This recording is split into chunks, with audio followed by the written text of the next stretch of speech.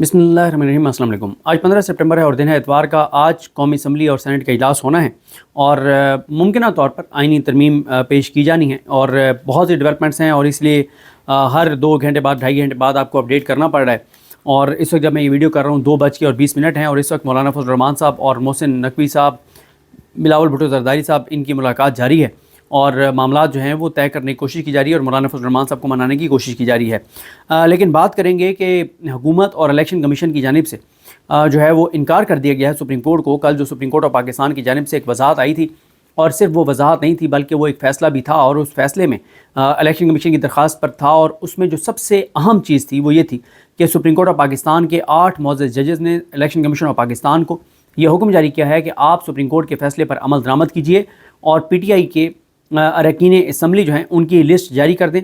वो PTI के ही आप MNAs हैं 41 जिन्होंने बैन हल्फी दिए हैं। उनमें से एक या 2 ने नहीं दिए, बाकी सब ने दिए हुए हैं, तो उनको आप उनकी लिस्ट जारी कर दें। गो के सुप्रीम कोर्ट ने यह भी वाज़ेह किया है कि उसका एक इंतज़ामी तौर पे तो वो है कि सबको पता चल जाए कि PTI के MNAs हैं। बाकी अब वो PTI के MNAs हैं जिस दिन उन्होंने बैन हल्फी दिया था और पार्टी ने तस्दीक कर दी थी। लेकिन इलेक्शन कमीशन ने ज़राए से ख़बरें चलवाईं, फीड किया और ज़राए से ख़बरें चलवाईं, सख्त ख़बरें चलवाईं। और ये बात ध्यान में रखें कि ये सब कुछ सिकंदर उस्मान राजा साहब जो हैं वो सिर्फ जिसके बलबूते पर कर रहे हैं उनका नाम है चीफ जस्टिस पाकिस्तान जस्टिस काजी फ़ाइज़ ईसा साहब। इलेक्शन कमीशन ने जो ज़राए से ख़बरें चलवाईं वो मैं आपके सामने रखता हूँ और फिर आपको ये भी बता दूँ कि ऑफिशियली उन्होंने क्या कहा। कांपें टांग रही हैं, बुज़दिल, इतने बुज़दिल हैं कि ज़राए से गिदड़ भपकियाँ, धमकियाँ और ऑफिशियल ख़बर में मतलब नॉर्मल सी खबर है। अच्छा, इसमें इन्होंने कहा जनाब जो ज़राए से उन्होंने ख़बर चलवाई TV चैनल्स पर कि बैरिस्टर गौहर को चेयरमैन पाकिस्तान तहरीक इंसाफ तस्लीम करने का तासुर दुरुस्त नहीं है। कि जो सुप्रीम कोर्ट ने अपने इस दरख्वास्त के ऊपर फैसले में लिखा है कि हमने खुद बैरिस्टर गौहर को चेयरमैन PTI माना हुआ है और उसके साथ कम्युनिकेशन की है, उस लेटर के ऊपर हमने उसको चेयरमैन PTI कहकर मुखातिब किया है, तो ये तासुर दुरुस्त नहीं है। PTI इंट्रा पार्टी इलेक्शन का मामला अभी तक ज़ेर गौर है। इलेक्शन कमीशन कह रहा है कि अभी हमने कोई फ़ैसला नहीं किया कि उनके इंट्रा पार्टी इलेक्शन जो है वो दुरुस्त हैं या गलत हैं उनको, लेकिन हमने एक्सेप्ट नहीं किया। अभी तक इंट्रा पार्टी इलेक्शन पर कोई हतमी फ़ैसला नहीं किया। इलेक्शन कमीशन की जानिब से चलाया गया कि इलेक्शन कमीशन ने हमेशा ये मामला जल्द निपटाने की कोशिश की, लेकिन PTI की जानिब से बार बार ताख़ीरी हरबे इस्तेमाल किए गए। बैरिस्टर अच्छा, उसके बाद ये कहा गया है कि PTI का इस वक्त कानूनी तौर पर कोई चेयरमैन नहीं। इलेक्शन कमीशन ने किसी ख़ात या दस्तावेज़ में बैरिस्टर गौहर को चेयरमैन PTI तस्लीम नहीं किया। इलेक्शन कमीशन सुप्रीम कोर्ट की वजाहत चीफ इलेक्शन कमिश्नर के सामने रखेगा। यानी आप अंदाज़ा लगाएं कि मतलब अल्लाह की कुदरत, अल्लाह की शान कि सिकंदर उस्मान राजा ने पढ़ी नहीं है, उनके सामने रखी जाएगी। वो बहुत बड़ी शख्सियत है ना, ज़ाहिर है काजी फ़ाइज़ साहब के दोस्त हैं, बड़ी शख्सियत तो हैं। अच्छा, उसके बाद जनाब इलेक्शन कमीशन फौरी तौर पर आज़ाद अरकान को PTI का डिक्लेयर नहीं करने जा रहा। ज़राए इलेक्शन कमीशन सुप्रीम कोर्ट के फ़ैसले पर अमल दरामद नहीं करने जा रहे। हुकूमत ने भी यही कहा है कि इलेक्शन कमीशन नहीं करेगा और जो खुद साख्ता नहीं गैर अलानिया जो बंदे रखे हुए हैं, जो तर्जमान हैं चाबी वाले खिलौने और खिलौनियाँ, उनकी जानिब से ही कहा जा रहा है कि जनाब बिल्कुल किसी तरह से सुप्रीम कोर्ट के फ़ैसले पर अमल दरामद नहीं होगा। आगे कहा गया कि कानूनी मुशावरत के बाद इलेक्शन कमीशन हतमी ऐलान करेगा। आगे कहा गया कि इलेक्शन कमीशन एक आइनी इदारा है और वो अपने ख़िलाफ़ किसी भी किस्म की धमकी को कबूल नहीं करेगा। धमकी नहीं था, सुप्रीम कोर्ट ने कहा था कि सुप्रीम कोर्ट के फ़ैसले पर अमल करना आपकी ज़िम्मेदारी है और अगर आप नहीं करेंगे तो फिर आपके ख़िलाफ़ कार्रवाई होगी। और यहाँ पे मैं आपको ये भी बता दूँ यहाँ पे रुक के कि सुप्रीम कोर्ट के पास 2 ऐसे इख्तियार हैं जो सुप्रीम कोर्ट इस्तेमाल कर सकती है। एक तौहीन अदालत का, सुप्रीम कोर्ट के पास ये इख्तियार है कि अगर सुप्रीम कोर्ट के फ़ैसले पर कोई अमल दरामद नहीं करता तो सुप्रीम कोर्ट तौहीन अदालत की कार्रवाई कर सकती है।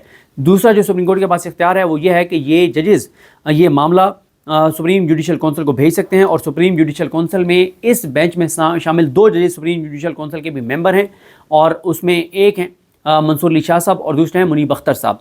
ये 2 उसका हिस्सा हैं। लेकिन फिर चीफ इलेक्शन कमिश्नर की खुशकिस्मती कि आमिर फारूक साहब भी सुप्रीम जुडिशल कौंसिल के मेंबर हैं और हाशिम खान काकड़ साहब भी सुप्रीम जुडिशल कौंसिल के मेंबर हैं।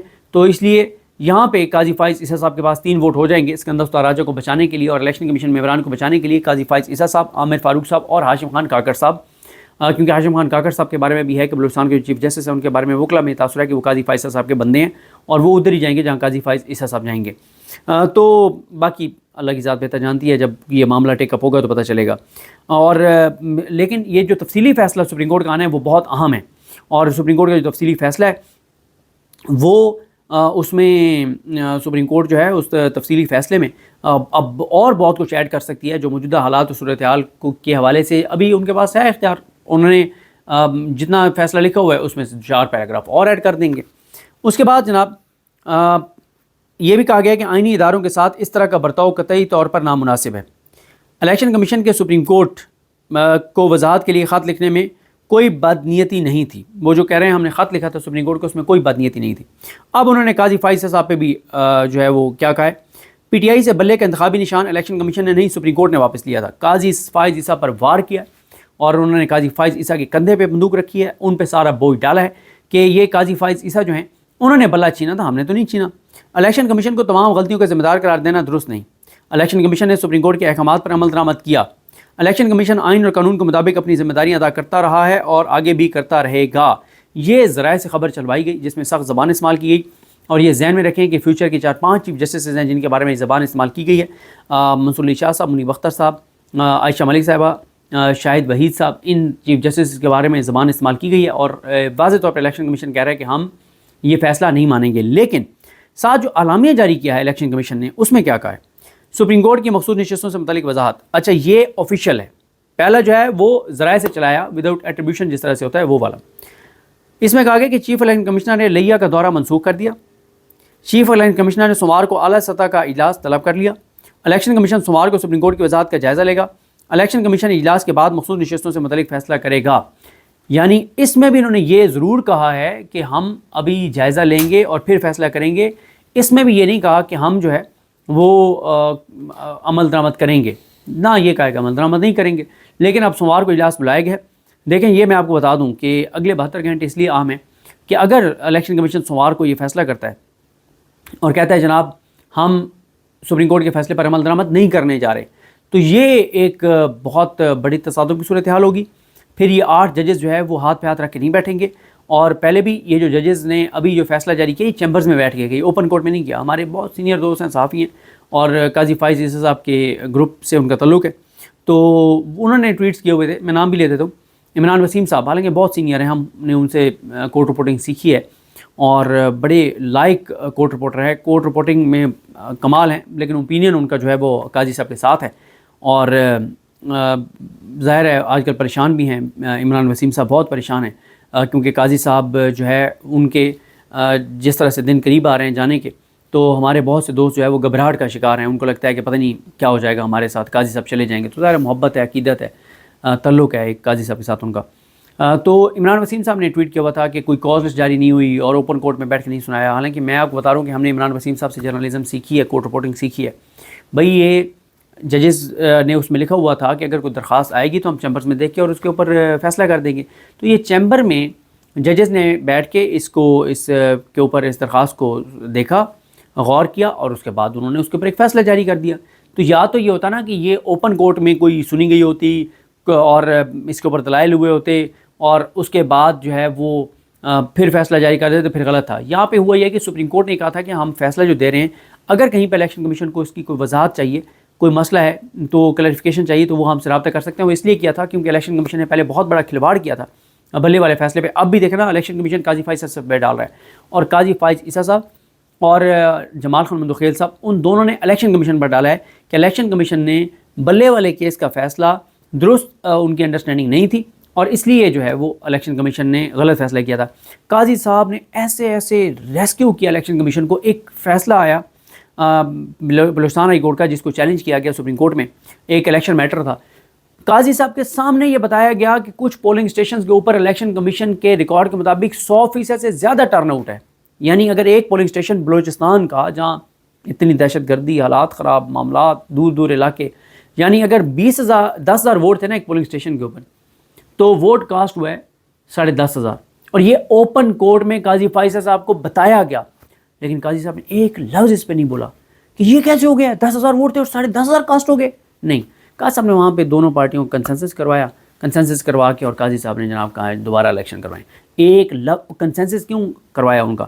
کنسنسس نہ کرواتے تو پھر ججمنٹ لکھنی پڑتی، ججمنٹ لکھتے تو پھر یہ چیزیں ریکارڈ پہ آ جاتی، لیکن الیکشن کمیشن کو تو ریسکیو کرنا تھا، اور اس لیے میں سمجھتا ہوں کہ اب تفصیلی فیصلہ بہت امپورٹنٹ ہے۔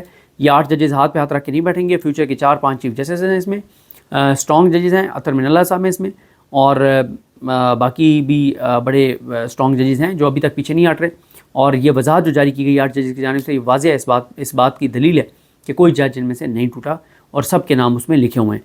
تو یہ معاملہ اگر سوموار کو عمل درآمد نہیں کرتا الیکشن کمیشن تو ہو سکتا ہے پی ٹی آئی سوموار کو اس کو چیلنج کر دے کہ عمل درآمد نہیں کیا، اور یہ بھی ہو سکتا ہے کہ نیکسٹ ویک میں ہی سپریم کورٹ اس معاملے کو ٹیک اپ کر لے اور ٹیک اپ کر کے اور اس کو سماعت کے لیے مقرر کر کے اور پھر الیکشن کمیشن کے حوالے سے سپریم کورٹ کا یہ فیصلہ آ سکتا ہے، ڈائریکشن آ سکتی ہے کہ ان کا معاملہ سپریم جوڈیشل کونسل میں بھیجا جائے یا کنٹمپٹ نوٹس جاری ہو سکتا ہے۔